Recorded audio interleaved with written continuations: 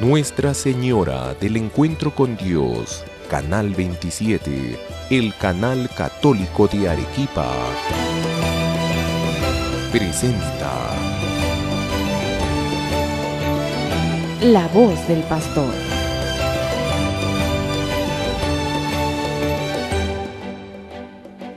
Queridos hermanos y hermanas, pasamos ahora a un siguiente punto de nuestro Catecismo de la Iglesia Católica, siempre contemplando esta segunda parte del credo, es decir, aquella parte de nuestra profesión de fe que se refiere a la segunda persona de la Trinidad, al Verbo encarnado, a Jesucristo, Hijo de Dios y Señor nuestro. El número 512 de nuestro Catecismo comienza con un título muy bonito. Se llama Los misterios de la vida de Cristo. ¿Cuánto misterio en la vida de Cristo? Si nosotros nos ponemos a investigar, si nosotros leemos con cuidado los Sagrados Evangelios, leemos las cartas del Nuevo Testamento, etcétera, etcétera, nos encontraremos que fundamentalmente los evangelistas lo que nos han querido transmitir son aspectos centrales de la vida de Jesús. Pero una cosa es cierta, que los evangelios, en general la Biblia, no son libros de historia.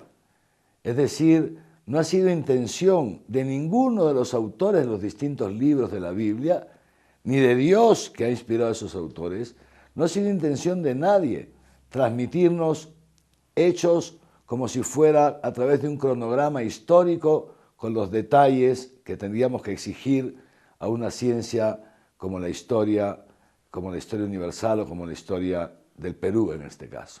No. Los evangelistas y en general, repito, los autores de los libros de las Sagradas Escrituras no han tenido esa intención. Las Sagradas Escrituras forman parte de la tradición de la Iglesia. La tradición de la Iglesia, es decir, aquello que la Iglesia ha recibido desde sus orígenes y que nos lo transmite a nosotros. Y esa tradición de la Iglesia se da por un lado de modo oral, es la gran tradición, se transmite de dos modos. Se transmite de modo oral y se transmite también de modo escrito. La tradición escrita está en las Sagradas Escrituras, pero además de esa tradición tenemos la transmisión oral de la revelación que incluye aquello que está escrito en las Escrituras, pero también lo sobrepasa.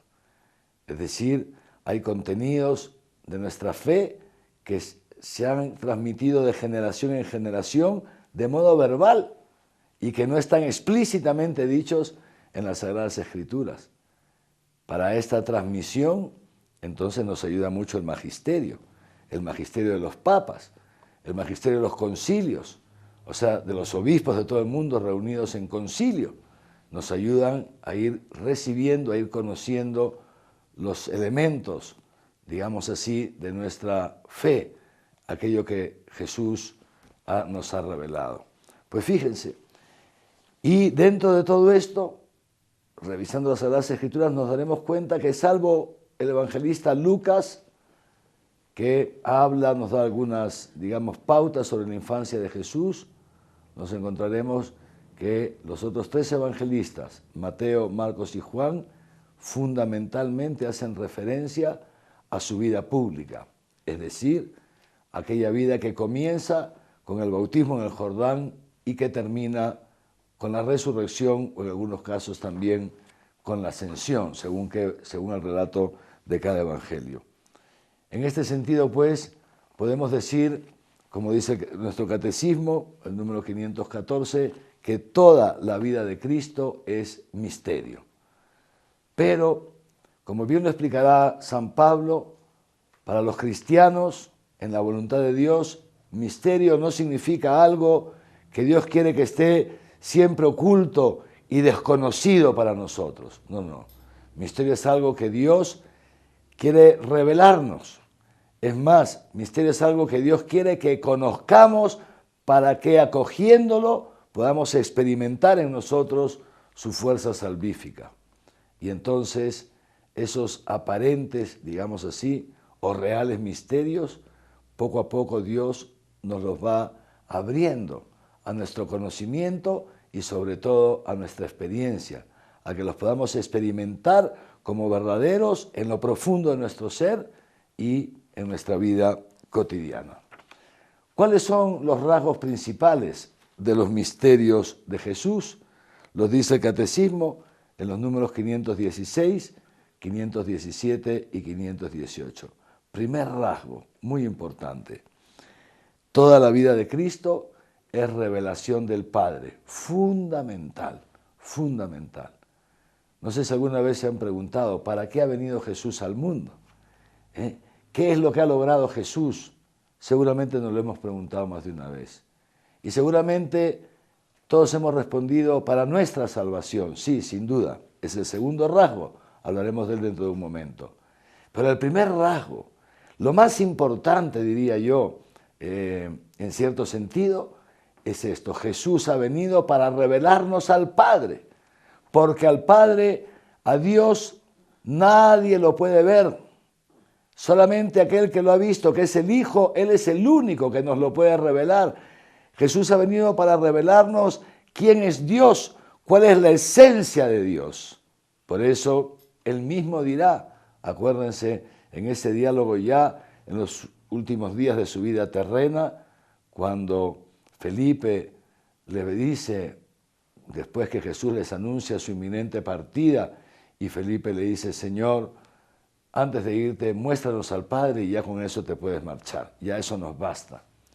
Y Jesús, volteando donde Felipe, le dice: Felipe, tanto tiempo conmigo y todavía no conoces al Padre. Quien me ve a mí, ve al Padre.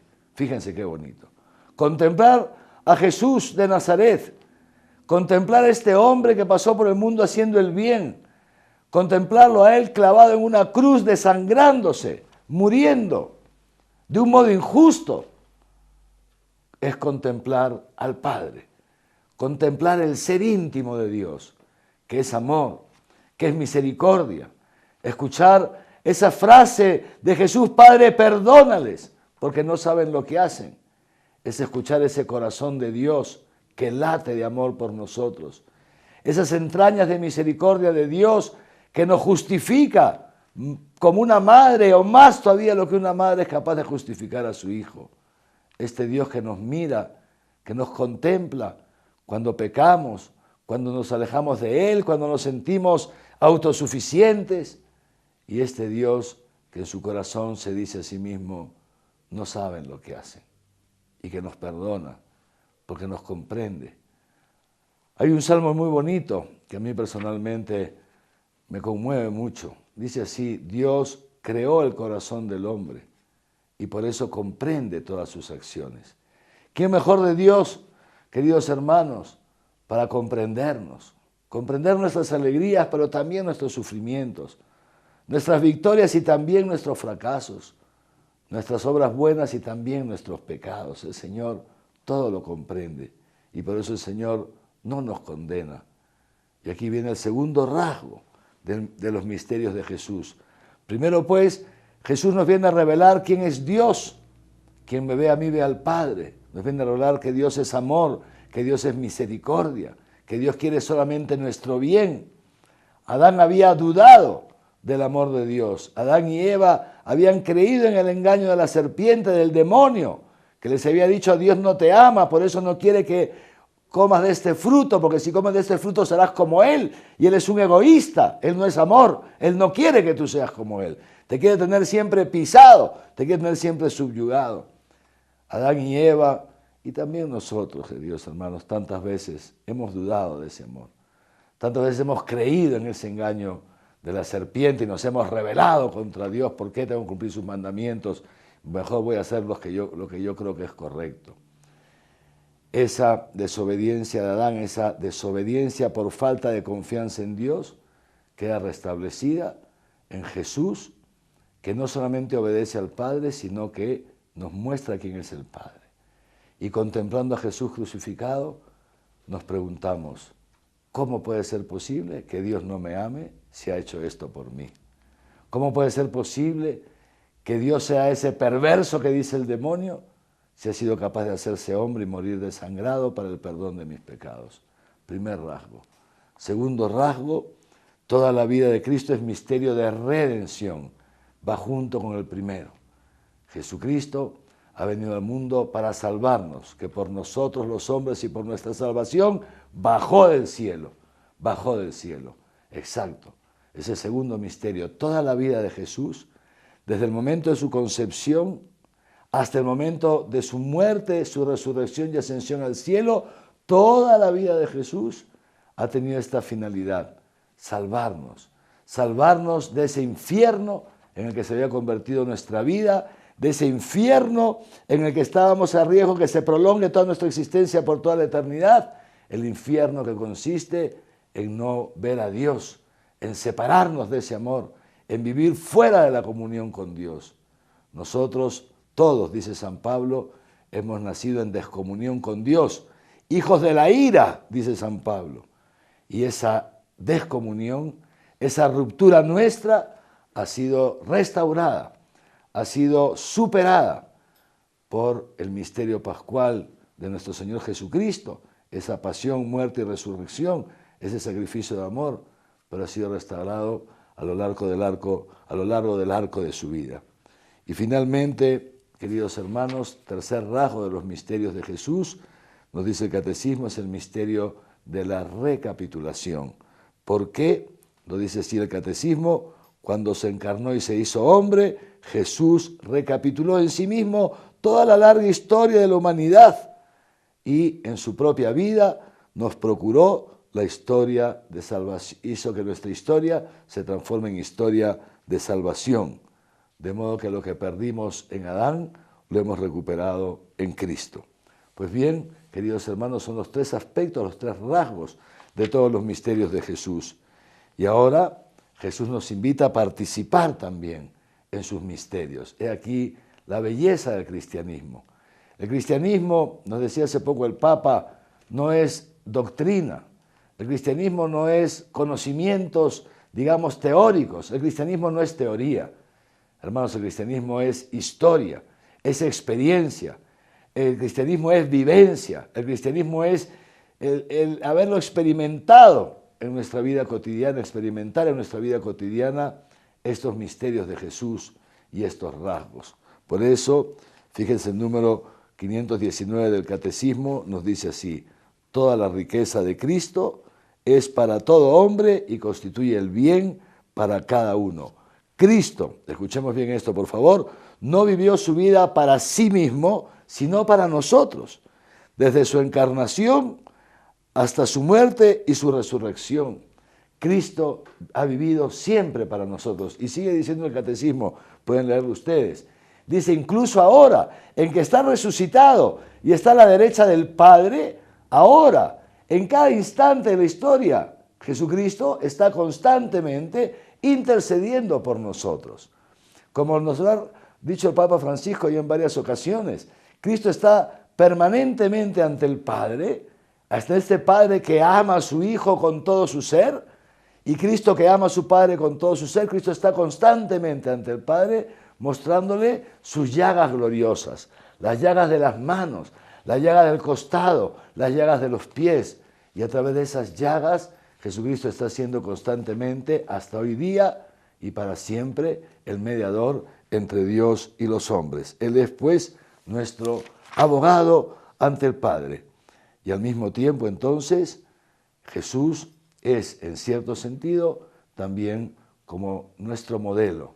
Pero no tanto un modelo que tengamos que, digamos así, imitar en nuestras fuerzas, sino como el prototipo, el modelo de la obra que Dios quiere realizar en ti y en mí. Esto es lo que Dios quiere, que reproducir en nosotros la imagen de su Hijo. Quisiera que terminemos este encuentro, queridos hermanos, pidiéndole esto al Señor. Gracias. Primero démosle gracias. Gracias, Señor. Gracias porque me has elegido para ser cristiano. Gracias porque has enviado a tu Hijo al mundo. Gracias porque a través de Él me has redimido. Pero gracias también porque quieres reproducir en mí su imagen. Concédeme la gracia. Pidámosle juntos a Dios. Concédenos, Señor, la gracia de abrirnos a tu Espíritu Santo para que Él pueda reproducir en nosotros la imagen de Cristo, para que Él pueda vivir en nosotros y así nosotros podamos vivir como Él vivió. Que los bendiga Dios Todopoderoso, Padre, Hijo y Espíritu Santo, y que su bendición les acompañe siempre. Amén.